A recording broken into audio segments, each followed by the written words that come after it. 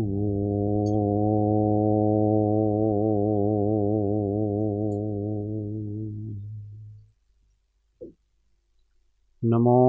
अरिहन्ताणं नमो सिद्धाणं नमो आयर्याणं नमो उवज्जायाणं नमो लोये सव्वसाहुणं तेसो पञ्चणमुकारो सव्वपावपणासण मङ्गलाणं च सव्वेसिं पडमं हवै मङ्गलम्। ॐ नमो अरिहन्ताणम्। महादेव्या कुक्षिरत्नं शब्दजितर्वात्मजं राजचन्द्रमहं वन्दे तत्त्वलोचनदायकं प्रभुतत्त्वलोचनदायकम्। परात्पर गुरुवे नमः। परम्पराचार्य गुरुवे नमः। परम गुरुवे नमः। साक्षात् प्रत्यक्ष सद्गुरुवे नमो नमः।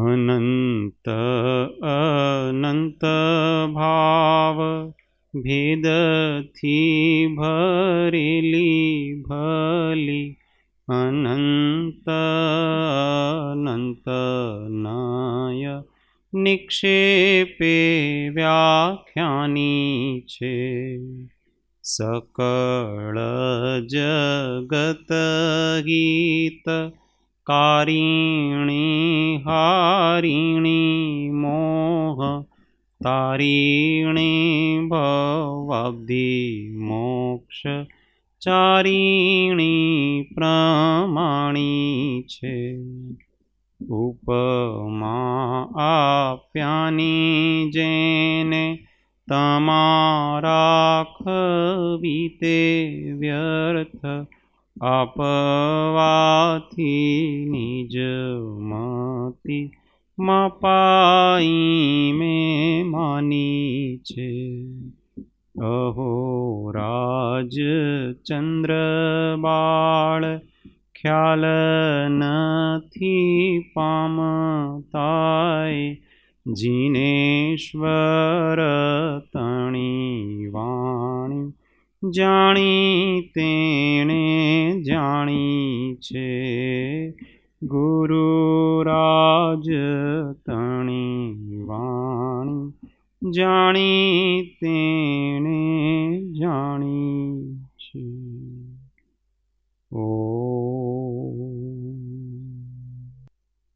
जय सद्गुरुवंदन। जय जय।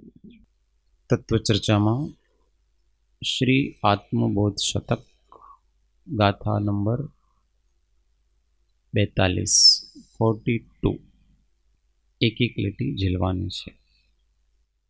कर्म बंध के समय आत्मा रागादिक में मलिन हुई। कर्म बंध के समय आत्मा रागादिक में मलिन हुई। कर्म उदय के समय कर्म फल संवेदन में लीन हुई। कर्म उदय के समय कर्म फल संवेदन में लीन हुई। भाव कर्म से द्रव्य कर्म और द्रव्य उदय में भाव हुआ।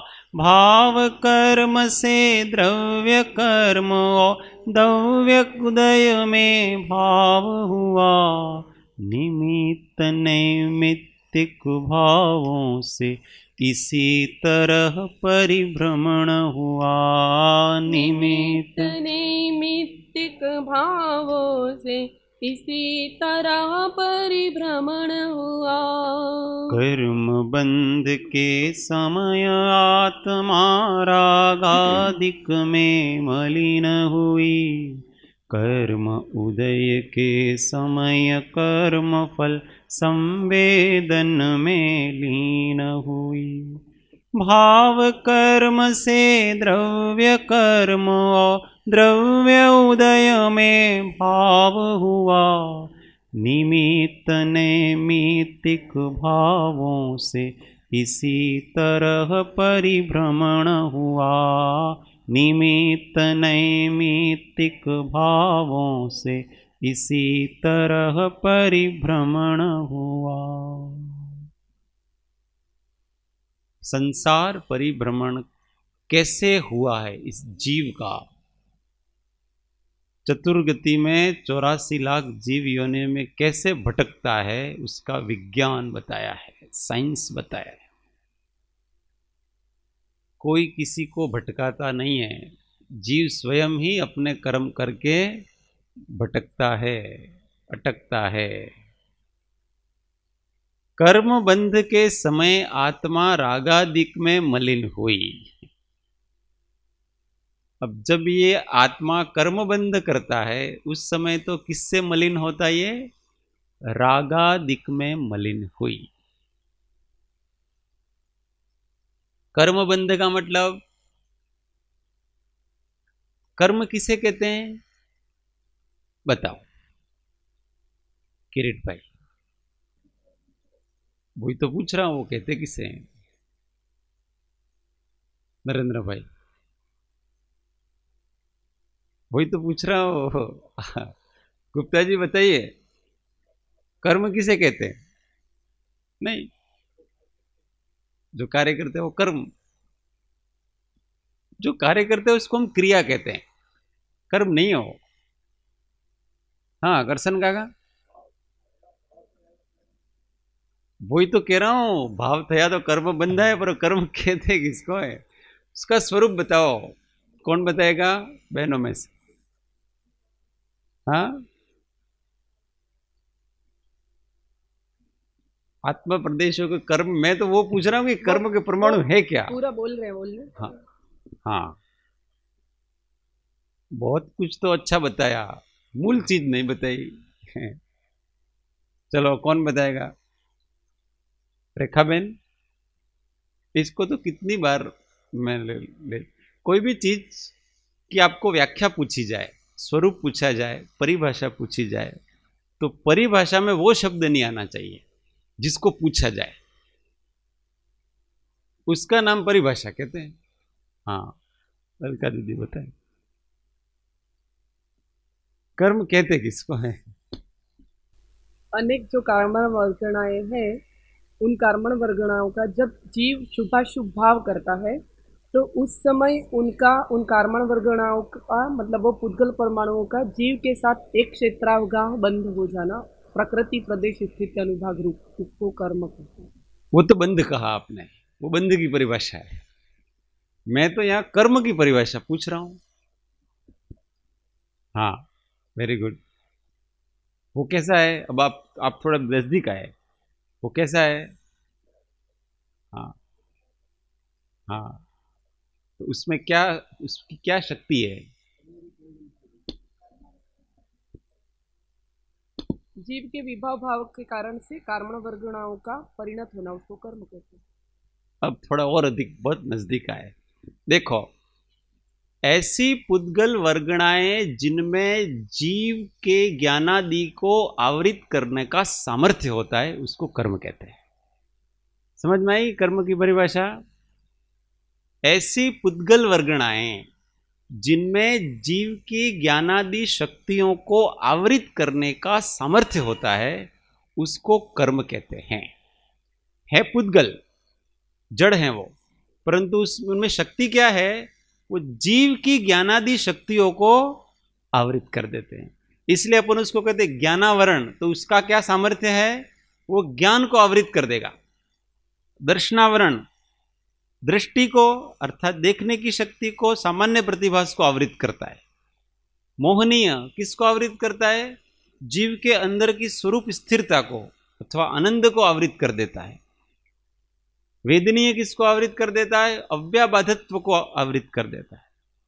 अंतराय कर्म किसको आवृत कर देता है? जीव की शक्ति को अर्थात भोग, उपभोग, दान, लाभ, वीर्य, ये शक्ति को आवृत कर देता है। ऐसे ये ऐसे पुद्गल वर्गणाएं जो जीव के ज्ञानादि गुणों को आवृत करने का सामर्थ्य रखती हैं, उन पुद्गल वर्गणाओं को कर्म कहते हैं। उसमें कर्म नाम आया कहीं परिभाषा, उसका नाम कर्म कहलाता है। ये द्रव्य कर्म की बात हुई, इसको द्रव्य कर्म कहते हैं। द्रव्य का मतलब है यहां हमेशा जड़, ऐसा समझना, जड़ कर्म। तो जब कर्म बंध, तो यहां जब कर्म बंध ऐसी बात आई तो उसको द्रव्य कर्म का बंध ऐसा समझना। जब द्रव्य कर्म का बंध के समय आत्मा रागादिक में मलिन हुई, जब आत्मा राग आदि करता है तो किसका बंध होता है? द्रव्य कर्मों का, ऐसी कार्मण वर्गणाओं का, ऐसे पुद्गलों का हमारे आत्मा के साथ एक बंधन हो जाता है कि वो समय आने पर फिर उदय में आकर के उसका फल देते हैं। पर उस समय कर्मबंध के समय आत्मा क्या कर रहा है? रागादिक भाव कर रहा है, क्रोध कर रहा है, मान कर रहा है, माया कर रहा है, लोभ कर रहा है, ईर्ष्या कर रहा है, द्वेष कर रहा है, निंदा कर रहा है, अथवा तो कोई अच्छा भाव भी कर रहा है तो अच्छे कर्म आ रहे हैं, बुरा भाव कर रहा है तो बुरे कर्म आ रहे हैं। परंतु राग और द्वेष, इन दोनों से कर्म का बंध हो रहा है। अच्छा कर्म का जब उदय आएगा तो अच्छी गति में जाओगे, और बुरे कर्म का उदय आएगा तो बुरी गति में जाओ, पर चतुर्गतियों में तो परिभ्रमण करोगे, ये पक्का है, क्योंकि कर्म है वो बांधेगा आपको। तो यहां ये कह रहा है कि कर्मबंध के समय आत्मा रागादिक में मलिन हुई। आत्मा तो मलिन हो ही रही है, अच्छे कर्म करो कि बुरे कर्म करो, पर राग आदिक में मलिन हुई।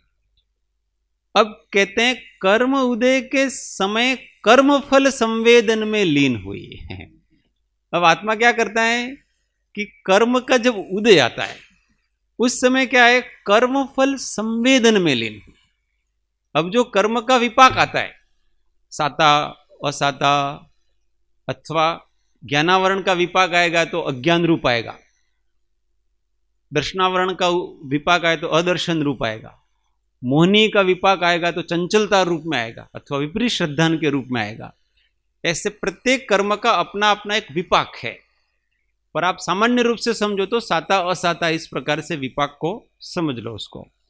तो जब उसका उदय आता है तो साता असाता को, उसका जो फल है उस फल को भोगने में लीन हो जाता है। तो अपने आप को वो या तो साता रूप मान लेता है अथवा वो अपने आप को असाता। अब कर्म के उदय से, ज्ञानावरण कर्म के उदय से अज्ञान भाव हुआ। अज्ञान भाव हुआ का मतलब ये है कि कोई पदार्थ को हम जानना चाहते हैं पर वो हम जान नहीं सकते हैं। किसी वस्तु को हम समझना चाहते हैं पर हम समझ नहीं सकते हैं। किसी वस्तु को हम याद करना चाहते हैं पर हम याद नहीं कर पाते हैं। ये ज्ञानावरण के उदय का प्रताप है। तो उस समय ये आत्मा क्या समझता है कि हो, मैं तो क्या हो गया? अज्ञानी हो गया। हाँ, ऐसा समझता है। उसके उदय को अपना स्वरूप में मिला देता हो कि मेरे को ये समझने नहीं आ रहा, इसका मतलब मैं अज्ञानी हूं। मेरे को याद नहीं आ रहा, इसका मतलब मेरा आत्मा खत्म हो गया। ऐसा नहीं है, वो तो ज्ञानावरण के उदय के कारण से आपको ऐसा हो रहा है, पर ज्ञानावरण का उदय है वो हम नहीं है। हम कौन है? ज्ञानावरण का उदय से जो अज्ञान भाव है वो हम नहीं है। हम तो ज्ञान स्वरूप आत्मा है। जो मुझे याद नहीं आ रहा है ना, उस याद नहीं आ रहा है उस विकल्प को जो जानता है वो मैं हूं। इसको भेद ज्ञान कहते हैं। हर एक कर्म से भेद ज्ञान करना है अपने को।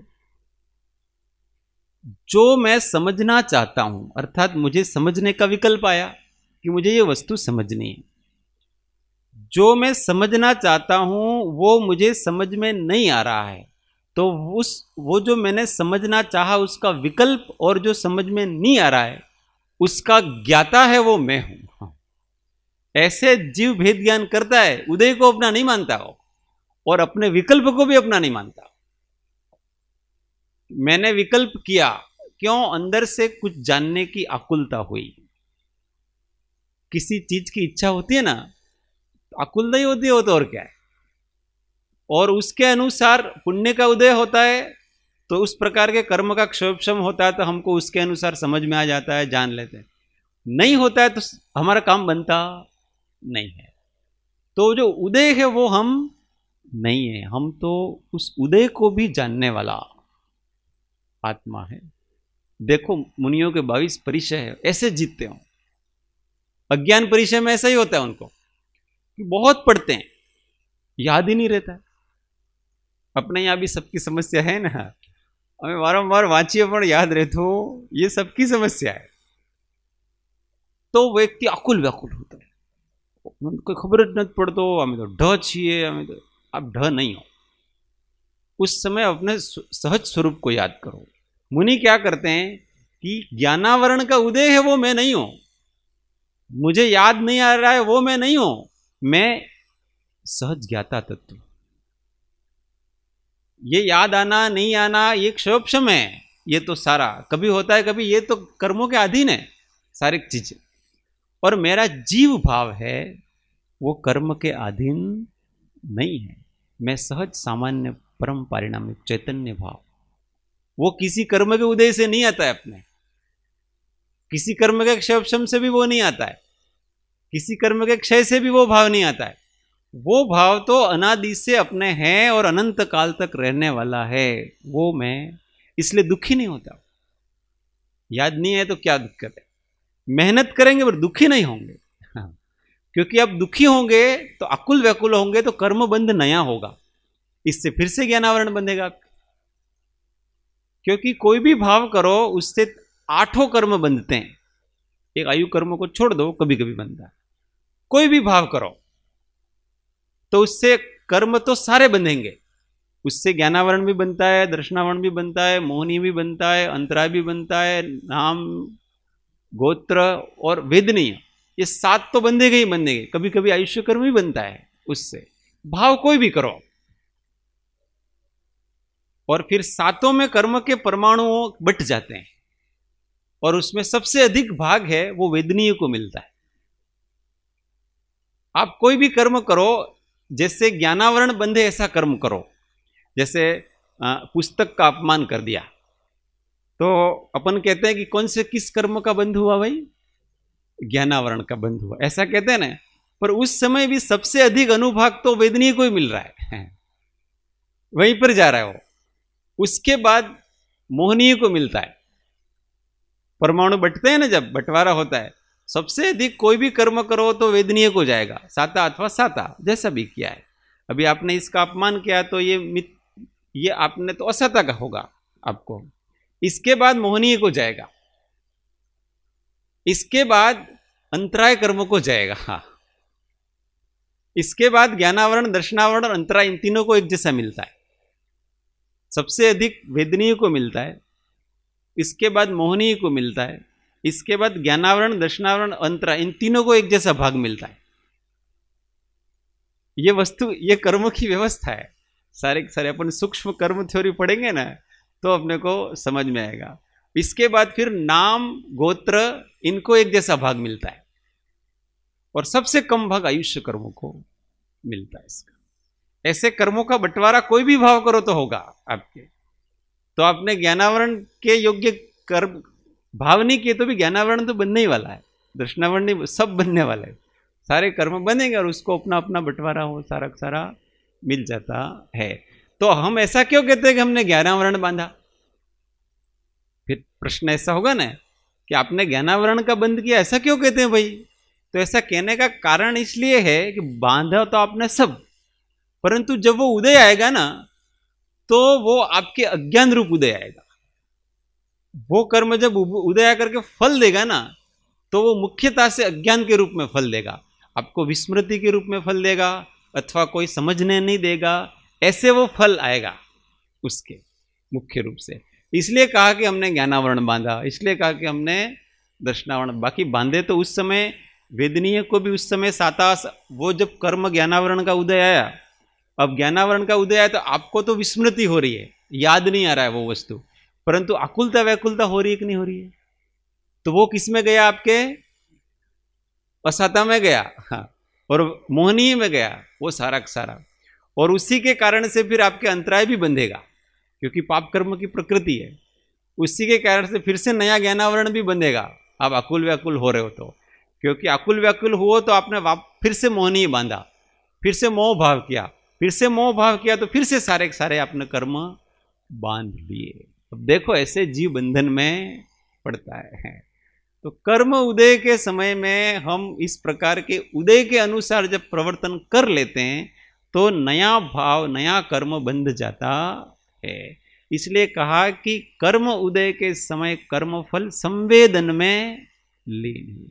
जैसा उदय आया वैसा ही उसको भोगने में वो लग गया, उसको उसी रूप मानता है।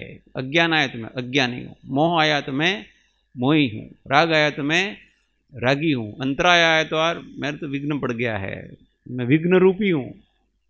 ऐसा कोई रूप कोई होता नहीं है, मैं तो ज्ञायक रूप।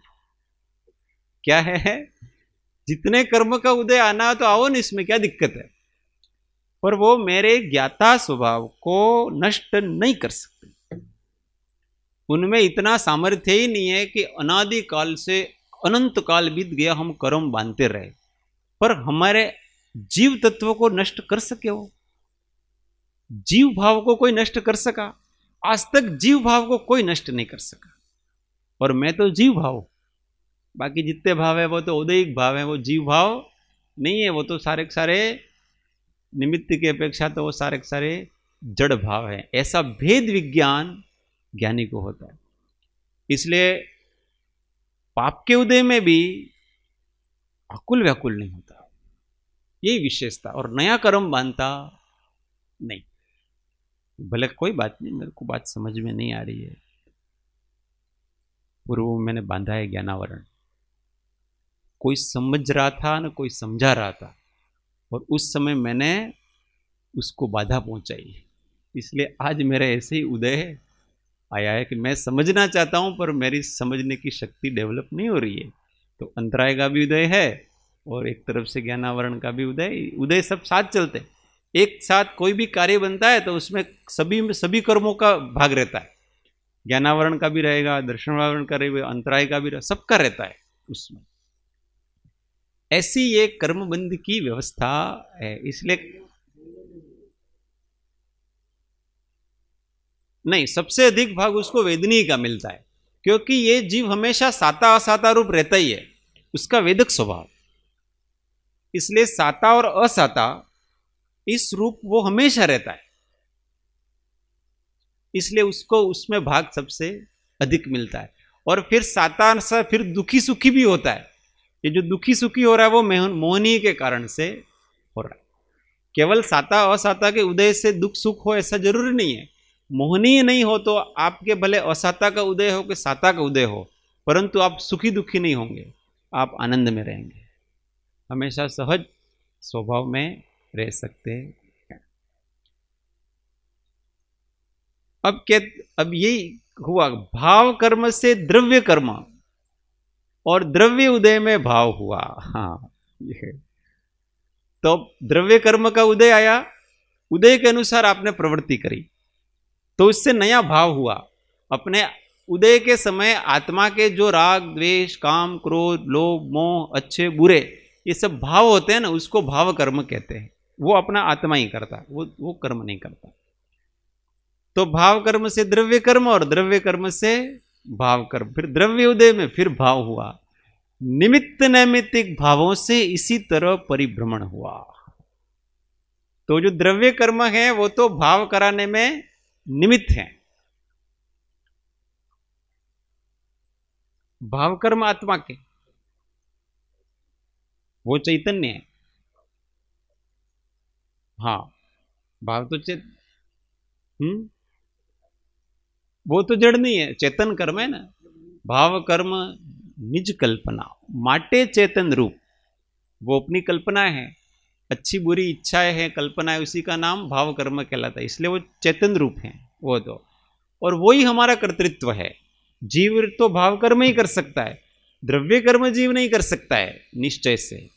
द्रव्य कर्म तो ज्ञानावरण आदि तो भाव करने से ऑटोमेटिक उस आत्म प्रदेशों पे आकर के प्रकृति प्रदेश स्थिति अनुभाग को लेकर के वहां ठहर जाते हैं और जब उन प्रकृति प्रदेश स्थिति अनुभाग आदि वो फल देना उदय आता है, तो ऑटोमेटिक वैसे भाव इस जीव को करने की इच्छा होती है उनकी निमित्त से ऐसा करने की इच्छा इसको वापस कर लेता वो भाव, और फिर से वापस उसको कर्म बंद हो जाता है, और ऐसे फिर से परिभ्रमण का वो चक्कर चालू रहता। इस प्रकार से इस जीव ने परिभ्रमण किया है। ये है परिभ्रमण का चक्कर। इसलिए कोई भगवान किसी को न तो इस संसार में भेजता है, न इस संसार में परिभ्रमण कराता है। ये मिथ्या मान्यता है, भूल जाना। ये जीव ही अनादि काल से मोह से ग्रसित अज्ञानी है, यही कर्म बांधता है, यही भाव करके फिर से कर्म बांधता है, फिर उसका उदय आता है, फिर से कर्म बांधता है। ऐसे ऑटोमेटिक ये चार गतियों में घूमता जाता है। जब ये ज्यादा क्रोध आदि करके कर्म बांधता है तो नरकादि गतियों में ऑटोमेटिक चला जाता है। जहां क्रोध की मुख्यता से बांधा वो नरकादि गतियों में ऑटोमेटिक चला गया वहां पर। जहां मान की मुख्यताएं होती हैं वहां ये मनुष्य आदि गतियां होती है, उसमें ऑटोमेटिक चला जाता है। जहां माया की मुख्यता होती है ऐसी ये पशुओं की गतियां हैं, तिर्यंच एक इंद्रिय से लगा करके 5 इंद्रिय वाले सारे, उसमें वो ऑटोमेटिक चला जाता है। और जहां लोभ की मुख्यता होती है ऐसे देव आदि में धर्म कार्य इत्यादि करके वो ऑटोमेटिक चला जाता है। तो जिस गति के योग्य हम कर्म करेंगे, अगर नरक जाना है तो क्या करो, बहुत अधिक आरंभ परिग्रह करके काम क्रोध लोभ मोह बहुत करो, बहुत कषाय करो, तो कहां जाएंगे, ऑटोमेटिक कहां चले जाएंगे, नरक की पृथ्वियों में जाएंगे।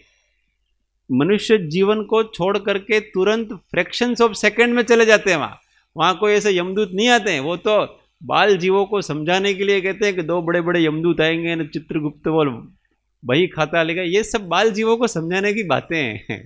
बाकी तो जीव तुरंत ऑटोमेटिक वहां पहुंच जाता है और वहां जाकर के शरीर धारण कर लेता है अपने आप, और फिर जितना आयुष्य बांधा है उतने आयुष्य तक वहां दुखों को सहन करता है।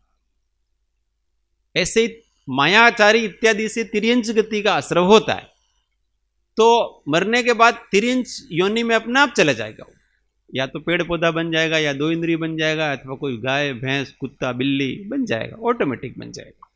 मायाचार किया, छल कपट वगैरह, और आपके सरल परिणाम इत्यादि है तो आप मनुष्य गति में ऑटोमेटिक चले जाओगे मरने के बाद। और अगर आपके धार्मिक अच्छे परिणाम है, धर्म के अध्यात्म के, तो ऑटोमेटिक आप देव गति में चले जाओगे। ये सब वस्तु व्यवस्थाएं हैं, इसमें कोई करता हरता नहीं है, जीव ही करता है। अब कैसे होता है, अब उनका प्रश्न ऐसा है कि भाई कर्म तो हमने 8 किए, और तो हम कौन सी गति में जाएंगे, क्योंकि गति तो एक ही है, नाम कर्म, तो हम जाएंगे का ज्ञानावरण किया तो सभी गतियों में 8 कर्म का उदय है। पहले ये समझना, ये 8 कर्म सभी गतियों में है। देव जाओ, देव बनोगे तो भी वहां भी ज्ञानावरण दर्शनावरण ये सब का उदय चल रहा है, और वो भी सब चल रहा है। अब कौन सी गति में जाएंगे, तो हम कभी क्रोध करते हैं तो नरक गति के योग्य कर्म बांधते हैं, कभी मान करते हैं तो मान आदि में अलग प्रकार है, कभी अपन सरल परिणाम करते हैं तो मनुष्य गति के योग्य बांधते हैं, कभी अपन अच्छे धार्मिक परिणाम करते हैं तो देव गति के योग्य कर्म बांधते हैं। तो ये तो हमारे आत्मा में पड़े हुए हैं, भी सभी कर्म बंधे हुए हैं, परंतु जिस आयुष्य का बंध होगा उस गति में जाएंगे। आयुष्य का बंध जब आप डालोगे, अब गति नाम कर्म तो आपके सब पड़े हुए हैं सारे के सारे।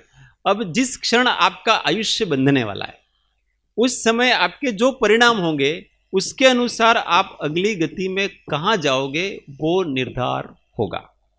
हाँ, नहीं जाओगे इसमें क्या दिक्कत है, ज्यादा है उसका कर्म फल मिलेगा आपको। कब मिलेगा, क्योंकि ये जो गति नाम कर्म है ना, वो कब तक कितना तक चलता है पता है, 30 कोड़ा कोड़ी सागर। आपने एक कर्म बांध लिया तो उसकी स्थिति 30 कोड़ा कोड़ी सागर तक रहती है। अब आपको इस जन्म में नहीं मिलेगा, दूसरे जन्म में मिलेगा, तीसरे जन्म में मिलेगा। अभी आपने नरक गति के योग्य कार्य किए, परंतु अब जस्ट इस अगले भाव में तो आप नरक में जाओगे नहीं, क्योंकि आपने आयुष्य किसका बांध लिया है, देव का बांध लिया है। परंतु वो सत्ता में पड़े हुए हैं आपके, 30 कोड़ा कोड़ी सागर तक सत्ता में वो रहते हैं, वहां पर, और वो पड़े हुए हैं, तो फिर से आप मनुष्य बने और फिर से उनका उदय आया ऐसा, और जब नरक में जाओगे वापस उसका उदय आ जाएगा। ये तो इसलिए एक भव का बांधा हुआ कर्म किस भव में उदय में आए वो कुछ कह नहीं सकते अपन। इसलिए बांधा हुआ कर्म खाली नहीं जाएगा आपके। बस इतना ही है कि अगर आपने उसका उत्कर्षण कर दिया, संक्रमण कर दिया, तो जाएगा। अथवा तो जिस गति के योग्य आपकी योग्यता है ना, जैसे कोई नरक में जाने की आपकी योग्यता है, तो उस समय अंतिम समय में आपके परिणाम नरक में जाने योग्य हो जाएंगे। कोई मनुष्य के योग्य है तो अंतिम समय में उसके योग्य परिणाम हो जाएंगे।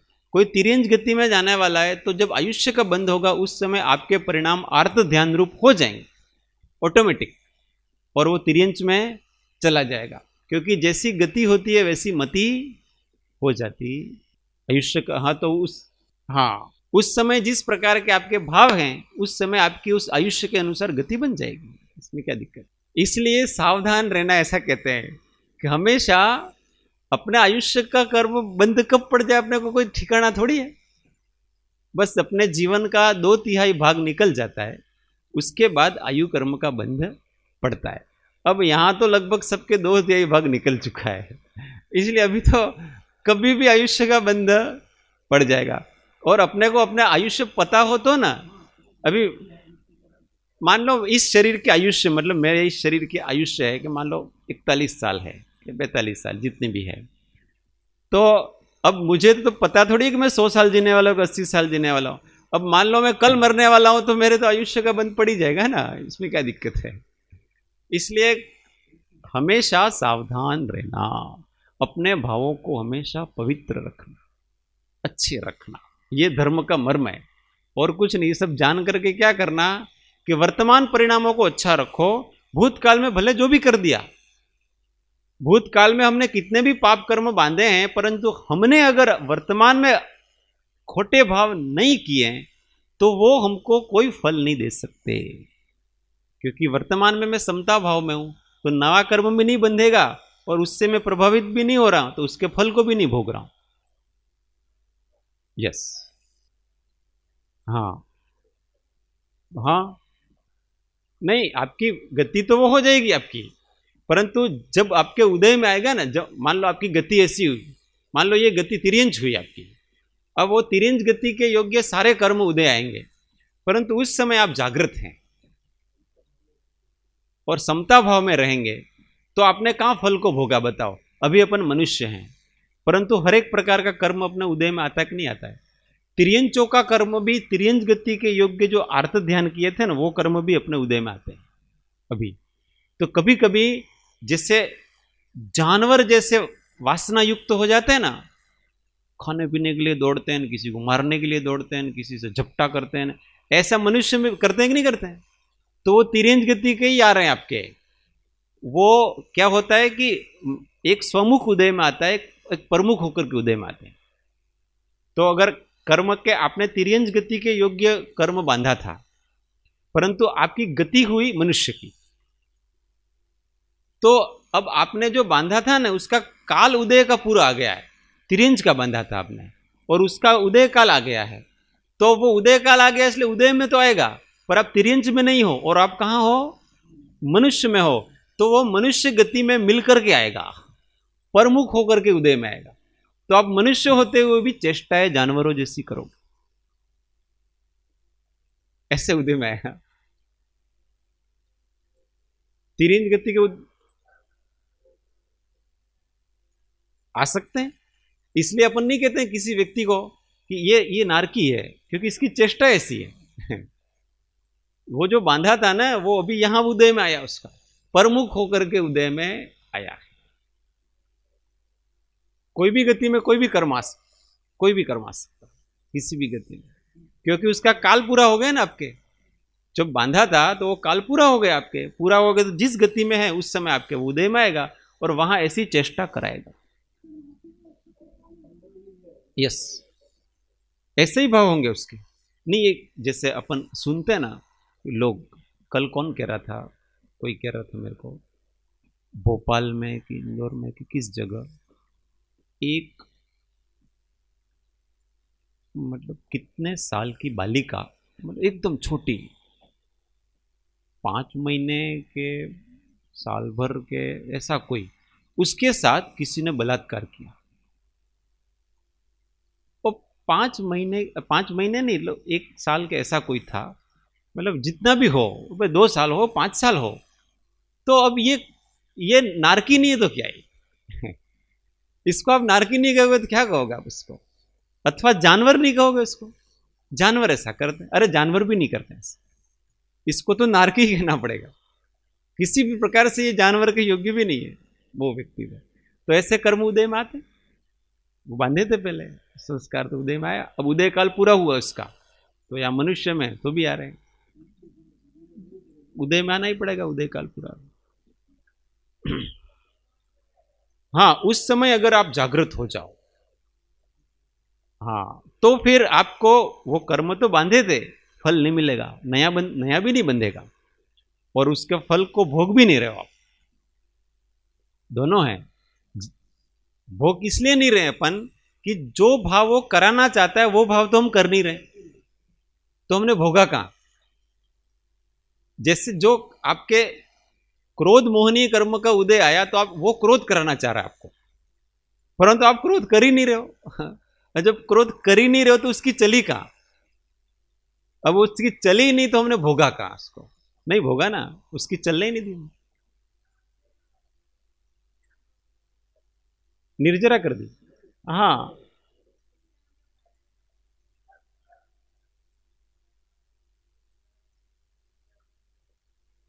ऐसा त्रैकालिक सिद्धांत नहीं है, किसी भी कर्म को भोगे बिना नहीं जा सकता, ऐसा त्रैकालिक सिद्धांत नहीं है। और अगर ऐसा सिद्धांत हो तो आज तक कोई मोक्ष ही नहीं जाए, किसी का मोक्ष हो ही नहीं। कर्म तपस्या के द्वारा नष्ट होते हैं, उत्कर्षण होता है, अपकर्षण होता है, संक्रमण होता है, कितनी सारी कर्म बंधने के बाद हम कितने स्वतंत्र हैं। प्रायश्चित आदि के द्वारा नष्ट कर देते हैं अपन, ध्यान आदि के द्वारा अनंत काल में बांधा हुआ समय एक क्षण में नष्ट, अनंत काल मतलब अनंत जन्मों में बांधा हुआ एक क्षण में नष्ट कर देते हैं। तो ये अपन स्वतंत्र हैं इन सब चीजों में, ऐसा पराधीन है। वो तो कोई भी कर्म बनता है ना, उसमें कभी कभी उसका निकाचित अंश पड़ जाता है।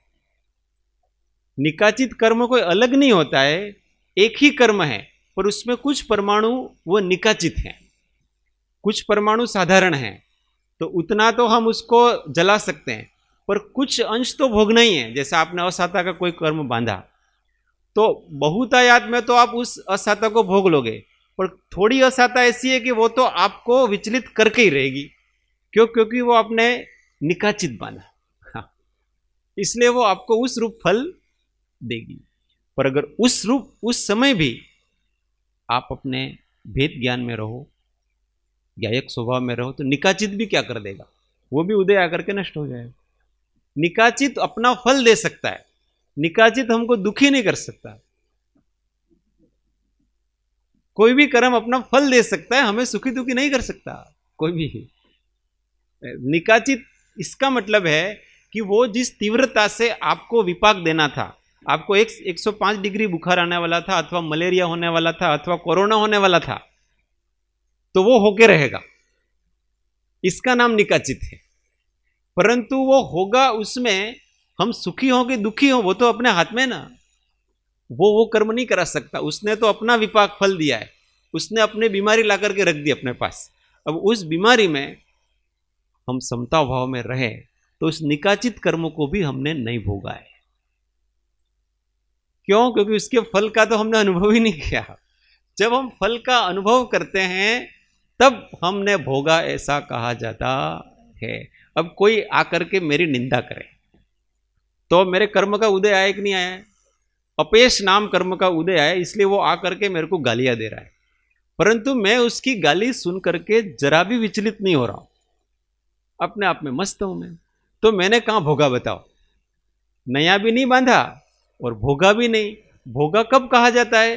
कि उस निंदा से मैं प्रभावित होता, तब तो ऐसा कहा जाता है कि आपने कर्म को भोगा, पर मैं तो कुछ भी प्रभावित हुआ ही नहीं, तो मैंने भोगा भी नहीं उसको।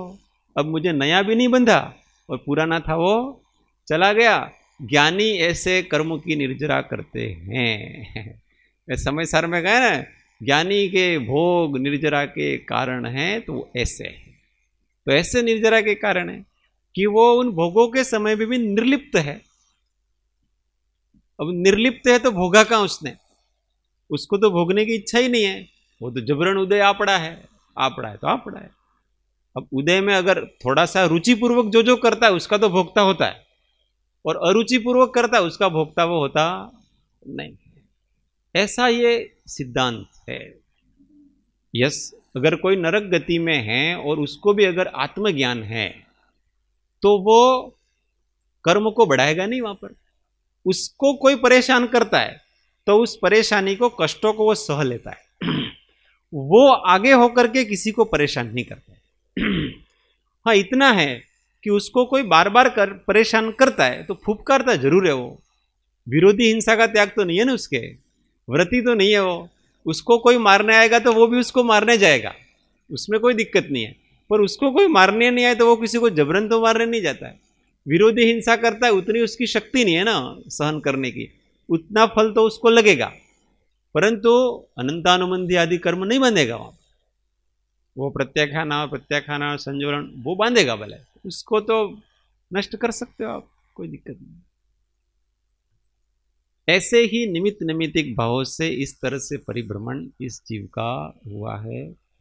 ये कर्म की थ्योरी जान लेने के बाद अपने को ये सृष्टि का रहस्य पता पड़ता है। लोग बहुत भ्रम में रहते हैं। एक ऊपर 7वें आसमान पे भगवान बैठा हुआ है ना, वो सबको फल देता है ना, वो यहाँ किसी को यहाँ डालता है, नरक में डालता है ना, किसी को अच्छा है। भगवान को क्या फुर्सत है तुमको नरक में डालने की, स्वर्ग में डालने की। वो अपनी मस्ती में निजानंद रस लीन है, और इतना सारा वो करता रहे तो वो कितना दुखी। सारा दिन मैनेजमेंट करते रहना, ये इधर आया उसको यहाँ जैसे आवास विभाग में करते हैं ना, आश्रम में शिविर के समय में, ये आया व्यक्ति उसको इस आवास में रखो, ये व्यक्ति आया उसको इस आवास में रखो। तो दिन भर वो उधर जाते ना ऑफिस में, तो वो कहते हैं वो नीता मैंने शिविरों में हमारो माथो पकी जाए से। कोई अलग अलग प्रकार के आते हैं, तो भगवान का माथा पकेगा कि नहीं पकेगा, ऐसे अलग अलग। वो भगवान ऐसे कहेंगे तुम यहाँ जाओ, तो वो कहे भगवान मेरे को क्यों भेज रहे हो, मैंने गलती क्या की। फिर भगवान कहते हैं कि चित्रगुप्त बैठा है, उसको पूछ, उसके वहाँ लिखवाया मैंने सारा सारा, और वो चित्रगुप्त को जाके परेशान कर रहा है। ये सारी डुप्लीकेट कपोल कल्पनाएं कर रखी हैं। जो जैसा करता है उसका फल उसको ऑटोमेटिक उस प्रकार से बाल जीवों को समझाने के लिए सारी ये नाटक जैसा चित्रांकन करते हैं ना, स्थूल रूप में करते हैं तो बच्चों को अच्छा समझ में आता, इसलिए कर रखा है। बाकी ऐसा समझना इस जीव ने जो भाव किए उस अनुरूप ऑटोमेटिक वो कर्म वर्गणाएं लग जाती हैं, अपना काल पा करके वो उदय में आती हैं।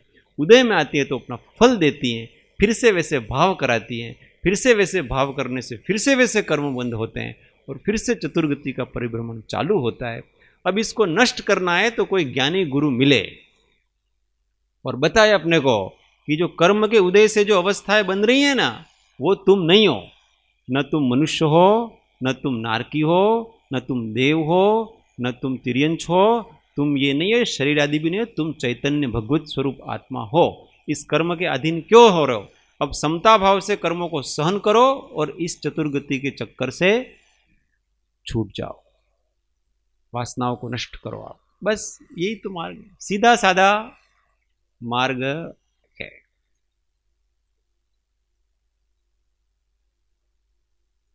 और कर्म का शास्त्र किसी ने बनाया नहीं, बताया किसी ने कुछ नहीं बनाया। प्रकृति नैसर्गिक व्यवस्था है, भगवान भी नहीं बनाते हैं कोई। भगवान को भी इसी नैसर्गिक व्यवस्था में चलना पड़ता है। भगवान मतलब कोई बने बनाए भगवान नहीं होते हैं, यही जीव है। पहले अज्ञानी था, उसी को कोई गुरु मिलता है, अपने स्वरूप का परिचय कराता है, तो वो मोक्ष मार्ग पे चल पड़ता है और वही मुक्त होता है। उस मुक्त को अपन भगवान कहते हैं। ऐसे भगवान, सब भगवान बनने की सबकी योग्यता, प्रत्येक जीव को शिव होने की योग्यता देता है। यही तो महावीर की खासियत है कि उसने मोनोपोली नहीं बनाई। एक भगवान है और बाकी सब तो तुम भक्त ही रहो। हाँ, अब भगवान कोई नहीं बन सकता है क्योंकि हमने फैक्ट्री बंद कर दी। ऐसा थोड़ी है, आप सब जीवों में शिव होने का सामर्थ्य है। जो अपने सामर्थ्य से, गुरु के उपदेश से सम्यक ज्ञान पूर्वक अपने कर्मों को नष्ट कर देता है, वो अपने आप भगवान बन जाता है, अपने स्वरूप समाधि में लीन है। भगवान बनना मतलब किसी के ऊपर अधिकार चलाना नहीं। अब वो कोई पूछते हैं बहुत सारे भगवान होंगे तो सब कैसे शासन करेंगे सबके ऊपर? तो किसी के ऊपर शासन, भगवान शासन नहीं करते हैं। भगवान अपने स्वरूप में लीन है, परम समाधि में लीन है, वो किसी का कुछ नहीं करते, वीतराग हो चुके। अगर आपको शासन करा तो फिर से दुख, और जो दुखी है उसको भगवान कैसे कहो आप? कोई यूं कहो कि भगवान सबके ऊपर राज करते हैं, तो राज करना तो दुख है ना। आपको एक परिवार चलाना होता है ना, परिवार का मुखिया होता है ना, उसको पूछना पसीना आ जाता है जीने में। तो किसी को एक जिला चलाना है, एक देश, आज मोदी जी को पूछना कितना पसीना आ रहा है उनको इस देश चलाने में। कोई क्यों समझदार व्यक्ति राजा बनेगा ही नहीं। तो ऐसा राजा बनना ही आप भगवान मानते हो तो वो तो दुखी है। तो आपने भगवान बन के क्या किया? सुख तो पाया नहीं, उल्टा दुख पाया। ये भगवान का स्वरूप नहीं है। भगवान का स्वरूप अपने आनंद में लीन, आत्मानुशासन, अपने ऊपर शासन है उसका। बस अपने तो उदय के समय हमेशा सावधान रहो, शांत निराकुल चैतन्य आत्मा हूं। अब मुझे कर्मों को नष्ट करना है, अब मुझे नया राग नहीं बढ़ाना है, नया द्वेष नहीं बढ़ाना है, नया मोह नहीं करना है। जो है उसको भी समता भाव से धीमे धीमे नष्ट करते जाना है। बस ये मेरे जीवन का ध्येय है, ऐसे ही मुझे जीना है। और उस प्रकार से जीने में जो जो भी सहायकारी हो, शास्त्र हो, देव हो, गुरु हो, संयम की आराधना हो, व्रत हो, तप हो, जप हो, ध्यान हो, सत्संगी हो, उन सब का अपने को उपयोग करना चाहिए खुल करके। नैयणा भीतर वड़ सो प्यारे, नैयणा भीतर वड़ सो प्यारे। बाह्य पदार्थ बहु बहु जोया, बाह्य पदार्थ बहु बहु जोया, भटकी बारे बारे। अंतर शोध चलावाने हवे, अंतर शोध चलावाने हवे, भीतर वड़ सो प्यारे, नैणा भीतर वड़ सो प्यारे, नैणा भीतर वड़ सो प्यारे। सद्गुरु परम कृपाणु त्रिलोकनाथ की जय, सब संतन की जय। आनंद घन ओ।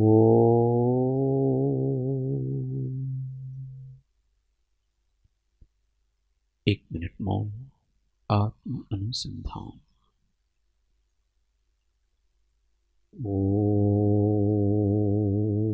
शांति शांति शांति। जय सद्गुरु।